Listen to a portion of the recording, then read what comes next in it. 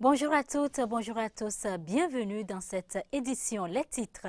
Les membres du gouvernement étaient en conseil des ministres hier. Ils ont étudié sans conteste plusieurs dossiers. La substance de cette séance hebdomadaire est à suivre dans un court instant. Les députés sont à nouveau réunis ce vendredi au Parlement pour une plénière. Conséquence du report de leur rencontre de travail de ce jeudi.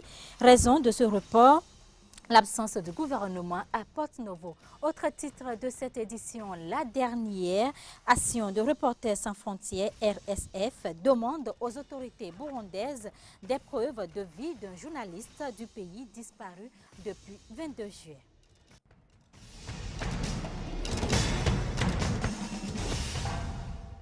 Nouveau bonjour. On démarre cette session de l'information par le Conseil des ministres tenu hier au Palais de la Marine. Participation du Bénin à la 71e session des Nations Unies, signature d'un accord de crédit avec l'Agence française de développement, organisation des obstacles officiels de feu Émile Derlin-Zissou et un important redéploiement dans le secteur de justice pour renforcer le système judiciaire. Telles sont les grandes décisions issues de la réunion de ce 11 août de l'équipe gouvernementale béninoise. On écoute le ministre d'État, secrétaire de la présidence de la République à ce sujet. Il s'exprimait ce jeudi en fin d'après-midi lors du traditionnel point de presse post-conseil des ministres. La participation de notre pays au débat général de la 71e session ordinaire de l'Assemblée générale des Nations unies qui se tiendra à New York du 18 au 23 septembre 2016. La thématique de cette session est la suivante: les changements climatiques, la baisse de la productivité des stocks de poissons face au réchauffement de la planète et à l'acidification des eaux. À cette occasion, le chef de l'État s'adressera à la communauté internationale. Deuxième point, il s'agit d'une convention de crédit entre le Bénin et l'Agence française de développement AFD. Le ministre de l'Économie et des Finances a procédé le 8 juillet 2016 à la signature avec l'Agence française de développement d'un accord de crédit de 9,8 milliards de francs CFA à des conditions concessionnelles et d'une subvention de 655 millions de francs CFA.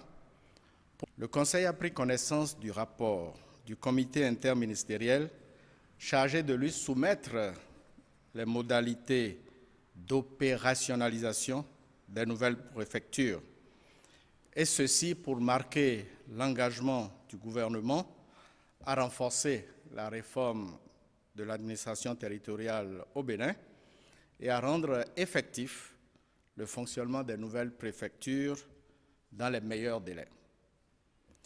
Les besoins en locaux, personnel, équipement et fonctionnement ont été déterminés et précisés.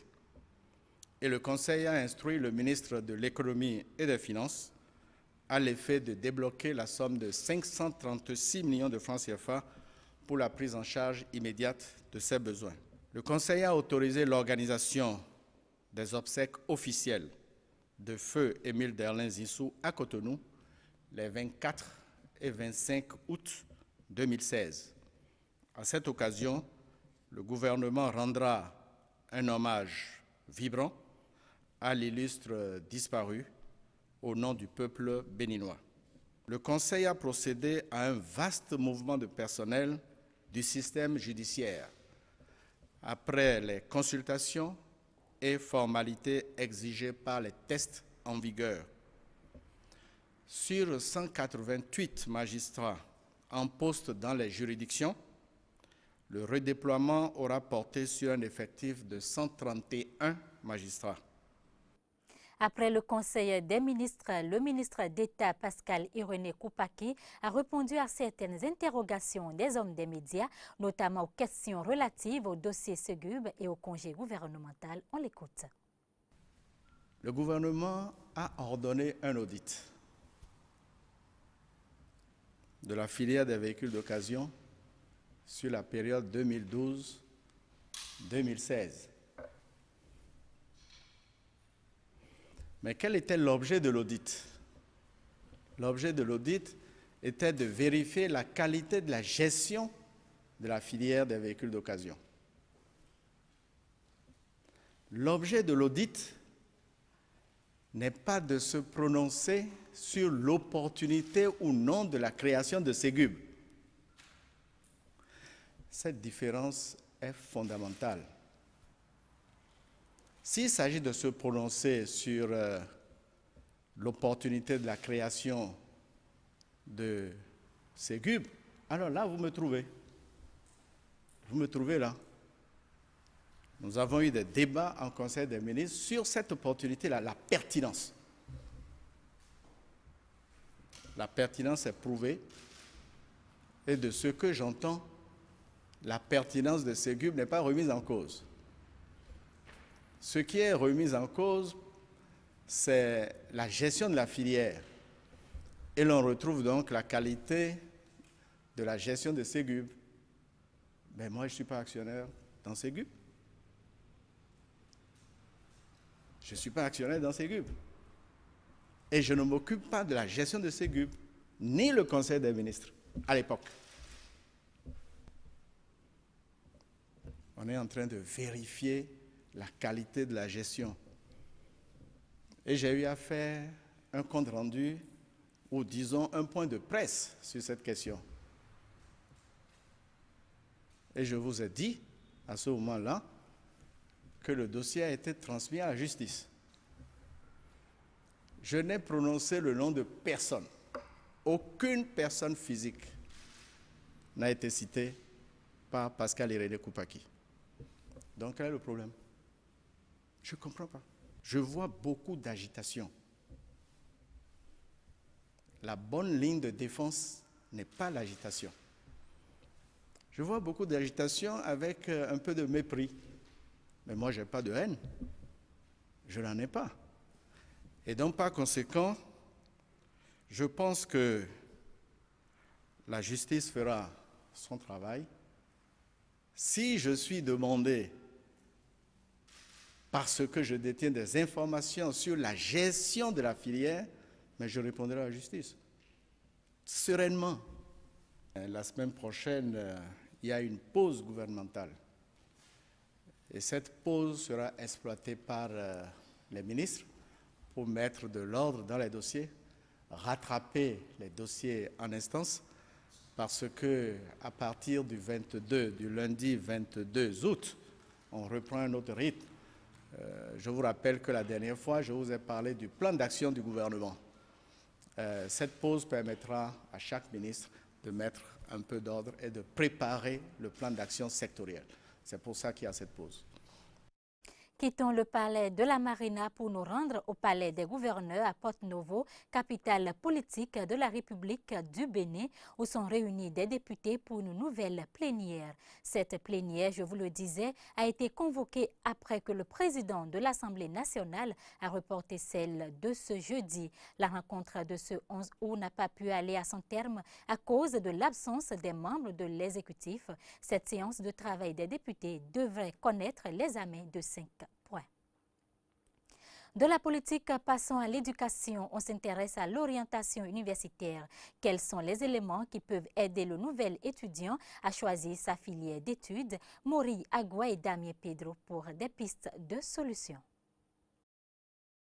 L'obtention du baccalauréat n'est en réalité que le début d'une nouvelle expérience qui forge le nouvel étudiant et qui conditionne ses études universitaires. Mais force est de constater qu'après l'obtention de ce premier diplôme universitaire, de nombreux étudiants se trouvent confrontés à des problèmes liés au choix de leur filière. L'orientation universitaire, c'est la capacité à mettre à la disposition de l'apprenant les moyens d'éviter au mieux les échecs universitaires. Après l'obtention du bac, on entend les candidats souvent dire « J'envisage beaucoup de choses, la médecine et tout le reste. Je prévois être et faire le génie en informatique et si possible, si mes parents ont les moyens de voyager. » Mais en réalité, suivant quels critères devrait-on alors opérer son choix pour la suite de ses études après l'obtention du baccalauréat? Pour le professeur Victor Tokpanou, le nouveau bachelier doit d'abord faire le bilan de ses capacités. Depuis la massification des effectifs universitaires, des effectifs étudiants, le problème ne se pose plus en termes de volonté, mais il se pose désormais en termes de capacité. Ce n'est plus ce que je veux faire qui importe, c'est ce que je suis capable de faire qui importe. L'orientation universitaire est basée sur l'évaluation des capacités intellectuelles. Elle-même est devenue actualité parce qu'on est passé de l'âge de la volonté à la capacité et la massification qui a accéléré le processus. Il est donc clair que le nouvel étudiant devra choisir sa filière en fonction des matières dans lesquelles il excelle. Vous ne pouvez pas chercher à aller dans une école de pilotage ou aller faire des statistiques si sur votre bulletin, votre relevé de notes, de façon évidente, vous n'avez pas travaillé en mathématiques, vous n'avez pas travaillé en physique, vous n'avez pas travaillé en chimie. De la même manière que vous ne pouvez pas faire des études de médecine si vous avez de très mauvaises notes en sciences naturelles, si vous avez de très mauvaises notes en mathématiques, de très mauvaises notes, et que vous avez de très bonnes notes dans les matières littéraires. L'université d'Abomey-Calavi, ne disposant pas d'un service d'orientation et d'information des étudiants, à qui incombe alors cette responsabilité d'orienter le nouveau bachelier? Cela relève du domaine public, parce que c'est un service public de l'État, c'est donc le ministère de l'Enseignement supérieur qui est chargé de le faire. Je pense qu'aujourd'hui, l'État a commencé par le faire. Le ministère de l'Enseignement supérieur organise pas des séminaires, mais des ateliers d'orientation. Mais j'ai cru aussi suivre récemment dans l'actualité qu'il y avait des privés qui le faisaient. Vu que les nombreux taux d'échec enregistrés dans les facultés de nos universités sont en partie dus à une mauvaise orientation des nouveaux bacheliers, il est alors temps que l'État prenne à cœur la question liée à l'orientation des nouveaux étudiants dans nos universités du Bénin. Il n'existe quasiment plus aucune partie des véhicules de nos jours qui échappe à l'électronique. Et les composants de ces automobiles ne cessent de se multiplier, faisant des voitures des engins de haute technologie. Si le goût prononcé des Béninois pour ce genre de véhicules n'est plus un secret, on se demande comment les mécaniciens béninois arrivent à les réparer. Reportage.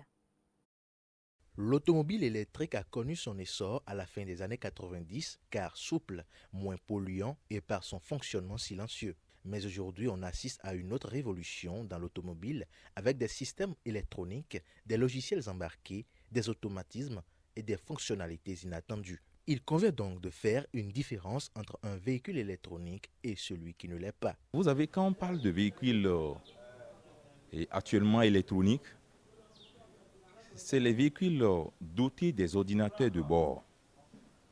Ça utilise des ordinateurs de bord qu'on appelle calculateurs. Ça veut dire que le système qui a été fait avant, où nous avons des systèmes de vis platinées, les histoires de condensateurs, c'était déjà éliminé. Le véhicule qui n'est pas électronique, c'est des véhicules à carburateur. Et le carburateur, lui, l'essence vient par la pompe et vient directement dans le carburateur et ça démarre. À présent, faisons un bref aperçu sur quelques véhicules électroniques. Voilà le calculateur de ce véhicule qui se situe ici, juste après la batterie. Donc c'est son ordinateur du bord. C'est ça qui contrôle le système d'injection, le système d'allumage et pratiquement tout. Le calculateur mesure le nombre d'essence qui va venir ici. Parfois, quand le calculateur est défectueux, et la quantité d'essence augmente. Et parfois, si la quantité d'essence augmente, le véhicule peut refuser. Certains véhicules électroniques sont aussi dotés d'un système de multiplexage qui met en relation toutes les fonctions des véhicules. Mais ce n'est pas sans conséquence. Les pannes de ces voitures sont plus complexes, récurrentes et plus électroniques que mécaniques. Et c'est là qu'il faut souvent faire attention à quel mécanicien confier son véhicule en cas de panne. Celui qui utilisait un ancien véhicule et il a acheté une nouvelle voiture et son mécanicien n'a pas pu se perfectionner dans cette nouvelle marque et il n'a pas pu être honnête, refuser non plus pour dire je ne maîtrise pas et il se jette dessus avec des tâtonnements sans des outils adéquats pour pouvoir détecter la panne réelle. Ça mélange tout. C'est pour pallier ce problème que certains garages modernes comme celui-ci et certains lycées offrent des formations professionnelles en mécanique dans un secteur où beaucoup de mécaniciens sont encore formés sur le tas. Mais réparer un véhicule électronique, c'est d'abord une affaire de matériel et il coûte cher pour le mécanicien moyen qui quand même arrive à s'en sortir. Nous arrivons à réparer, mais parfois il faudrait que le scanner intervienne avant qu'on ne trouve la panne. Oui. Par contre, pour le carburateur, bon, on n'a pas besoin d'un scanner pour pouvoir la dépanner. Il y a des collègues garagistes qui sont conscients ou parfois quand ils prennent le véhicule à leur niveau et puis s'ils n'arrivent pas à détecter la panne, ils amènent à notre niveau, on les aide à détecter la panne. Une solidarité est donc née. Mais les véhicules électroniques posent d'autres problèmes comme l'entretien et la réparation, jugés trop coûteux dans les garages équipés qui se défendent. Et le problème, ça démarre à partir du diagnostic. Si le diagnostic est bien fait, la réparation est moins chère. Le mécanicien automobile, ce métier qui mêle désormais informatique pure et dure et électronique, est désormais une profession d'avenir dans le secteur des nouvelles technologies. Vous venez de suivre un reportage de Fréjus Serwan et Fréjus Fiossi sur les véhicules électroniques. Hors du Bénin, Reporters sans frontières a réclamé jeudi aux autorités burundaises des preuves de vie d'un journaliste porté disparu depuis le 22 juillet, date de son arrestation par les services de renseignement. Commentaire Fréjus Serwan. Dans un communiqué en date de ce jeudi, l'organisation Reporters sans frontières a demandé au gouvernement burundais des preuves de vie du journaliste Jean Bigirimana, disparu après son arrestation par les services de renseignement. Selon RSF, il serait reproché au journaliste ses déplacements vers le Rwanda voisin avec lequel le Burundi entretient des relations conflictuelles. Et c'est d'ailleurs à son retour d'une formation dispensée au Rwanda qu'il a été arrêté, toujours selon Reporters sans frontières, qui réclame aussi l'ouverture d'une enquête officielle pour déterminer où se trouve le journaliste. Quant à la femme de Jean Bigirimana, qui vit désormais dans l'angoisse, elle réclame aussi aux autorités des solutions immédiates pour retrouver son mari. Quand je suis au lit pendant la nuit, je ne cesse de penser à comment je vivrai sans lui. Je ne dors pas bien. Je demande aux autorités de trouver la solution à ce problème, qu'on retrouve mon mari disparu. RSF a par ailleurs rapporté que 2 cadavres ont été retrouvés au fond d'un ravin dans la province de Muramvya, où le journaliste a été arrêté lors d'une enquête menée par le journal Iwaku et entravé dans un premier temps par la police. Mais il n'a pas encore été possible de vérifier si l'un des 2 corps est celui de Jean Bigirimana. Nous venons de repêcher 2 cadavres dans la rivière Mubarazi, comme vous l'avez vu. Vous nous avez aidés à les transporter. Pour le moment, nous les amenons à la morgue de l'hôpital de Muramvya en attendant la suite. Alors qu'une source des services de renseignement a indiqué la semaine dernière que le journaliste était encore en vie et détenu à Bujumbura, en absence de toute preuve de vie, cette information devient de plus en plus improbable. Le fleuve Congo, l'un des principaux cours d'eau qui arrose Lubumbashi, la deuxième ville de la République démocratique du Congo, subit la pollution minière. Dans cette rivière, les poissons ont disparu depuis des lustres, tués par les acides et les rejets des mines. Les populations proches des activités minières sont victimes de plusieurs maladies. Suivez plutôt. Où nous avons étudié la contamination humaine par les éléments transmétalliques qui proviennent de l'industrie minière, et métallurgique et nous avons constaté que les gens qui vivent tout près des activités minières industrielles, principalement ceux qui sont situés à moins de 3 km, sont les plus concernés. Ils ont des concentrations très élevées de métaux toxiques dans leur organisme. Dans les salons, il fait toujours très sale. Même dans les cuisines. La poussière ici où il y a des acides pénètre dans les cuisines et dérange et abîme aussi les nourritures. Et ça donne des maladies. Nous avons des taux un peu fréquents de malformations congénitales, des anencéphalies nous en avons, donc les maladies liées à la pollution. Certaines dames nous arrivent ici, lorsqu'en l'échographie on peut trouver qu'il y a une malformation congénitale, à l'accouchement nous confirmons ce que nous avons eu à l'échographie des anencéphales. Ce n'est pas un désert, c'est un rejet. C'est un rejet de déchets là, mais nous sommes en train de reboiser tout autour pour pouvoir contenir ces rejets là-bas. Sinon, avec Kiko, nous sommes en train de voir comment il faut, non pas faire disparaître cela, mais comment il faut les canaliser pour que la vie reprenne comme d'antan. C'est la fin de cette édition. Merci de votre fidélité. Autre rendez-vous de l'information, 20h et 23h30. Retrouvez-moi dimanche à 11h pour Info d'Afrique.